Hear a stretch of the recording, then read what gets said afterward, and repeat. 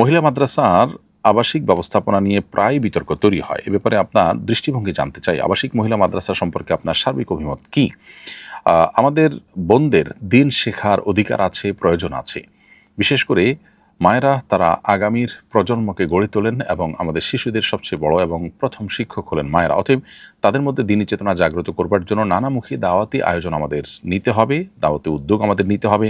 মহিলা মাদ্রাসাগুলো আলেমা, হাফেজা, দায়ে ইলাল্লাহ তৈরির কাজ করছে, এটা জোরালোভাবে করা উচিত। এটা নিয়ে ভিন্নমত করবার খুব বেশি কারণ দেখি না। তবে আবাসিক যে ব্যবস্থাপনা সেটি আসলে মাদ্রাসায় মেয়েদের জন্য হোক বা ছেলেদের মাদ্রাসা ছোট বাচ্চাদের জন্য হোক, এসব ক্ষেত্রে সর্বোচ্চ সতর্কতা অবলম্বন করা জরুরি, যাতে করে কোনো প্রকার অনাচার এবং কোনো প্রকার অন্যায় কিছু ঘটতে না পারে।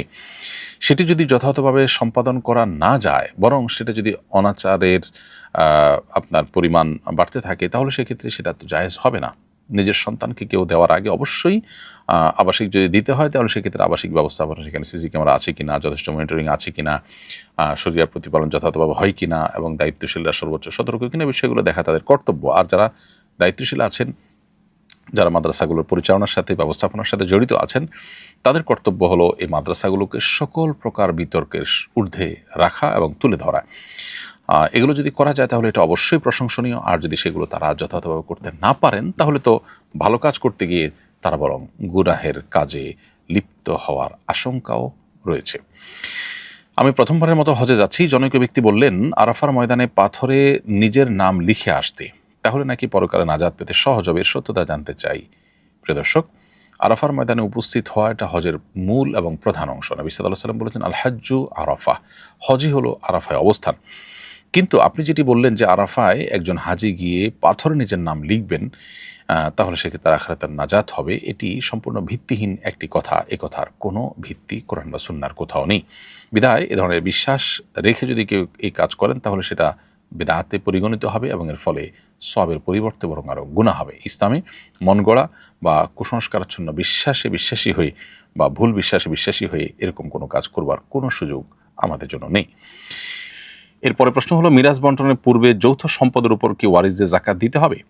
উত্তর হলো, জাকাত ওয়াজিব হওয়ার জন্য সম্পদের পূর্ণাঙ্গ মালিকানা শর্ত। কেউ মারা যাওয়ার পর তার রেখে যাওয়া পরিত্যক্ত সম্পদ ওয়ারিসরা যখন বুঝে পায়, তখন সবাই মালিক হয়। আর যতক্ষণ পর্যন্ত সবাই বুঝে না পায়, সবার হস্তগত না হয়, ততক্ষণ পর্যন্ত মালিকানাটা পূর্ণতা পায় না। আইনগতভাবে তারা মালিক, তাদের বাবার মায়ের রেখে যাওয়া সম্পদের মালিক তারা, বা ওয়ারিস হিসাবে যারা আছেন, যিনি মারা গেছেন তার ওয়ারিস হিসাবে তার রেখে যাওয়া সম্পদের নির্দিষ্ট হারের হিস্সার মালিক তারা। কিন্তু এটা পূর্ণতা পাবে তখন যখন এটা বুঝে পাবেন। যেহেতু বুঝে পাননি, এই জন্য এটার জাকাত দিতে হবে না।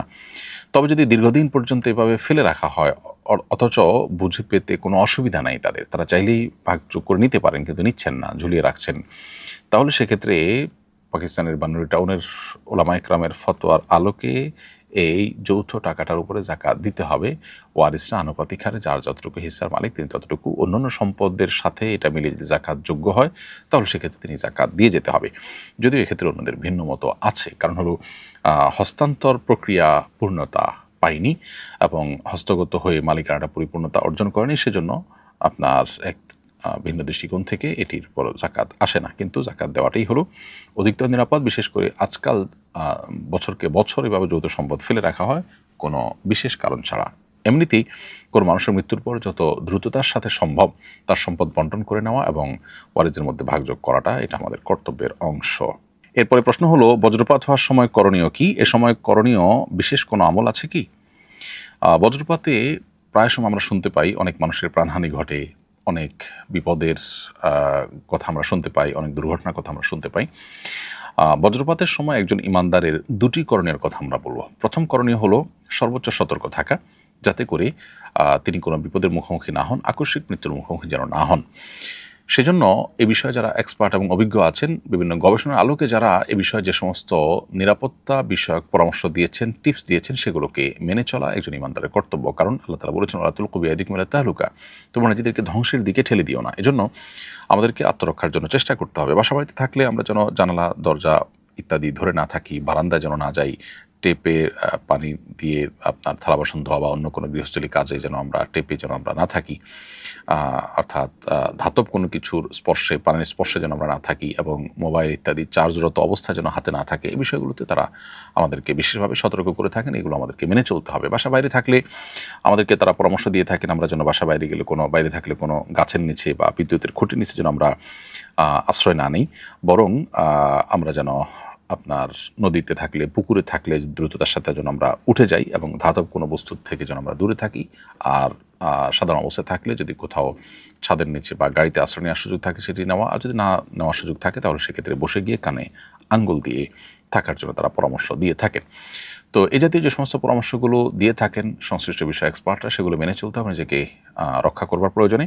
সেই সাথে একজন ইমানদার তিনি সর্বাবস্থায় আল্লাহ তাআলা স্মরণ করবেন। একটা আসন্ন বিপদ এর শঙ্কা যখন তার হবে তখন তিনি আল্লাহর স্মরণ করবেন, আল্লাহর আশ্রয় প্রার্থনা করবেন, আল্লাহর কাছে সাহায্য চাইবেন, এবং যে কোনো মুহূর্তে ইমানদার তার মৃত্যু যেতে হতে পারে। অতএব আল্লাহর কাছে ইমানদার অবস্থায় মৃত্যুবরণ করার ব্যাপারে আমাদের সব সময় মানসিকভাবে প্রস্তুতি থাকবে, সেটা তো সাধারণ অবস্থার জন্যই প্রযোজ্য। অতএব এই অবস্থা বিশেষভাবে আল্লাহর কাছে আশ্রয় চাইতে হবে, আল্লাহ যেন রক্ষা করেন, কোনো বিপদ যেন না দেন, আল্লাহ যেন হেফাজত করেন। ইমানদার আল্লাহর কাছে দোয়া করলে, আল্লাহর প্রতি মনোনিবেশ করলে, একদিকে সেটি আল্লাহ তাআলা কাছ থেকে সাহায্য পাওয়ার জন্য বিশেষ কারণ হবে, দ্বিতীয়ত তার মনোবলকে আল্লাহ তাআলা বাড়িয়ে দিবেন এবং তার সাহস বাড়বে, আল্লাহ তাকে হেফাজত করবেন ইনশাআল্লাহ তাআলা। কোনো কারণে তার মৃত্যু হলেও সেটি আল্লাহর স্মরণরত অবস্থায় ইমানদারের মৃত্যু হলো, যেটি আরেকটি সৌভাগ্যের কারণ। এছাড়াও মেঘের গর্জন যখন আমরা শুনতে পাবো তখন একটি দোয়া পড়ার কথা সাহাবী আব্দুল্লাহ ইবনে জুবাইর রাদিয়াল্লাহু তাআলা থেকে বর্ণিত হয়েছে। ইমাম বুখারী রাহিমাহুল্লাহ আল আদাবুল মুফরাদে এটি উল্লেখ করেছেন। তিনি মূলত একটি তাসবিহ, আল্লাহর পবিত্রতা জ্ঞাপন করতেন। যখন মেঘের গর্জন শোনা যেত, অন্য কথাবার্তা বন্ধ করে আল্লাহর দিকে মনোনিবেশ করে তিনি বলতেন, সুবহানাল্লাযী ইউসাব্বিহুর রাউদু বিহামদিহি ওয়াল মালাইকাতু মিন খিফাতিহি। অতএব মেঘের গর্জন হলে আমরা এটি পড়তে পারি। এর বাইরে আল্লাহ তাআলার কাছে সাধারণ অবস্থাতে যে কোনো আসন্ন বিপদ থেকে বাঁচার জন্য আমরা সর্বোচ্চ সচেষ্ট থাকব। এরপরে প্রশ্ন হলো, সামর্থ্য থাকা সত্ত্বেও হজ না করলে কীরূপ শাস্তি হতে পারে? আল্লাহ তাআলা ভালো জানেন কীরূপ শাস্তি আল্লাহ তাআলা দিবেন, কারণ এ বিষয়ে ডিটেইল বর্ণনা কোরআন বা হাদিসের কোথাও পাওয়া যায় না। তবে একটি হাদিস ওমর ইবনুল খাত্তাব রাদিয়াল্লাহু তাআলা আনহুর উক্তি হিসাবে বর্ণিত হয়েছে বিভিন্ন জায়গায়।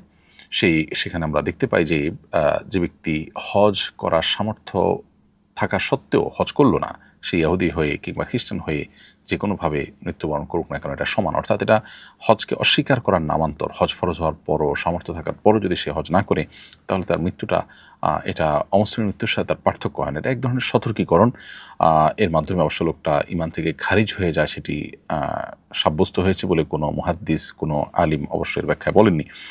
অতএব হজ ফরজ হলে একান্ত শরঈ কোনো ওজর ছাড়া হজ না করে সেটাকে বিলম্ব করা, এটা অনুচিত এবং অনুত্তম। একজন ইমানদার তিনি হজ ফরজ হওয়ার পর অনতি বিলম্বে হজ করা উচিত এবং বিভিন্ন অজুহাত দিয়ে সেটাকে পেছানো অনুচিত কর্ম। আর হজ যদি না করে কেউ মারা যান, তাহলে সেক্ষেত্রে তার শাস্তি কী হবে, তার ডিটেইল বা বিস্তারিত বর্ণনা একমাত্র আল্লাহ তাআলা ভালো জানেন। সেটা কোরআন বা হাদিসের কোথাও আমাদেরকে আলাদা করে জানানো হয়নি। এরপরে প্রশ্ন হলো, আমাদের একটি মুরগির খামার আছে। খামারের কিছু মুরগি অসুস্থ হলে সেগুলোকে ইচ্ছাকৃতভাবে মেরে ফেলতে হয়, না হয় সকল মুরগি অসুস্থ হয়ে যায়। এই অবস্থায় করণীয় কি? জবাই করে বিক্রি করলে ভালো বলে বিক্রি করতে হয়, অসুস্থ জানলে সাধারণ কেউ নেয় না, এভাবে মুরগি মেরে ফেলা যাবে কিনা? প্রিয় দর্শক, এর উত্তর হলো যে যদি এর গোশত ক্ষতিকর কিছু না হয় আমাদের স্বাস্থ্যের জন্য, তাহলে সেক্ষেত্রে আপনি এটা জবাই করে প্রয়োজনে দান দক্ষিণা করে দিতে পারেন, নিজে খেতে পারেন।